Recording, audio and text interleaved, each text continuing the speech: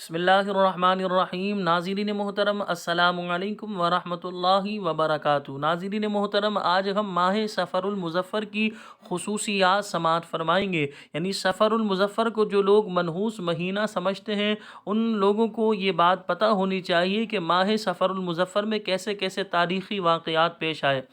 حضرت مولا علی رضی اللہ تعالی عنہ جو اسلام کے چوتھے خلیفہ ہیں، نبی کریم صلی اللہ علیہ وسلم کے داماد ہیں، حسنین کریمین رضی اللہ تعالی عنہما کے والد ماجد اور خاتون جنت حضرت فاطمہ الزہرا رضی اللہ تعالی عنہا کے شوہر نامدار ہیں۔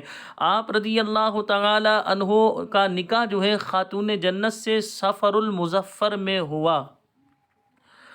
اسی طرح علماء اسلام ارشاد فرماتے سفر المظفر 7 ہجری میں مسلمانوں کو فتح خیبر نصیب ہوئی۔ یعنی جو خیبر کی فتح ہے وہ سفر کے مہینے میں مسلمانوں کو نصیب ہوئی۔ اسی طرح مدائن جس میں کسریٰ کا محل کی فتح جو ہے وہ بھی سفر المظفر 16 ہجری میں ہوئی۔ اسی طرح علماء اسلام ارشاد فرماتے حضرت خالد بن ولید رضی اللہ تعالی عنہ، حضرت عمر بن عاص اور حضرت عثمان بن طلحہ رضی اللہ تعالی عنہم نے سفر المظفر 8 ہجری میں اسلام قبول کیا۔ یعنی حضرت خالد بن ولید رضی اللہ تعالیٰ عنہ، یاد رکھیں یہ وہ جلیل القدر صحابی ہیں جنہیں سیف اللہ کا لقب ملا، یعنی اللہ کی تلوار۔ اللہ نے انہیں شجاعت و دلیری سے نوازا تھا۔ ویسے ہر صحابی ہی شجاعت کا ان کے اندر شجاعت موجود ہوتی ہے، لیکن جو ہے حضرت خالد بن ولید رضی اللہ تعالی عنہ جب جہاد میں لڑتے تھے کفار سے، تو آپ رضی اللہ تعالیٰ عنہ بڑی دلیری سے اور شجاعت سے لڑ رہے ہوتے تھے، تو آپ کو نبی کریم صلی اللہ علیہ وسلم نے سیف اللہ کا لقب دیا۔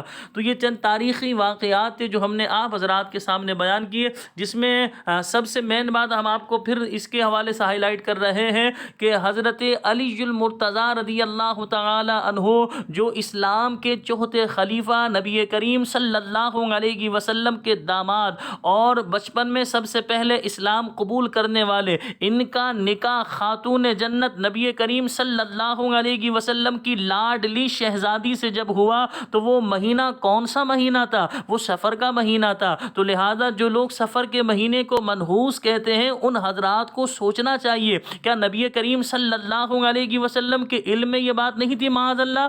تو لہٰذا سفر کے مہینے میں جو لوگ شادیاں نہیں کرتے، انہیں سوچنا چاہیے کہ خاتون جنت کا نکاح تو خود سفر کے مہینے میں ہوا۔ اور اسی طرح جو لوگ سفر کے مہینے کو منحوس سمجھتے ہیں یا سفر کے مہینے میں مصیبتیں، بلائیں، پریشانیاں نازل ہونے کے بارے میں عقیدہ و ذہن رکھ کر بیٹھے ہوتے ہیں، ان حضرات کو سوچنا چاہیے کہ سفر کا مہینہ تو مظفر ہے، سفر المظفر اسے کہا جاتا ہے۔ اس مہینے میں تو تاریخی واقعات پیش آئے ہیں۔ اللہ کریم مجھے اور آپ سب کو قرآن و حدیث کے مطابق زندگی گزارنے کی توفیق عطا فرمائے، کمزور اور باطل عقیدے سے اللہ پاک ہم سب کو نجات عطا فرمائے، ہمیں مضبوط ایمان والا، مضبوط عقیدے والا اللہ پاک ہمیں بنائے۔ اللہ رب العالمین کی بارگاہ میں دعا ہے ہمیں شریعت مطہرہ کا مرتے دم تک تابع دار رہنے کی توفیق عطا فرمائے۔ مجھے اپنی خاص دعاؤں میں یاد رکھیے گا۔ السلام علیکم ورحمۃ اللہ وبرکاتہ۔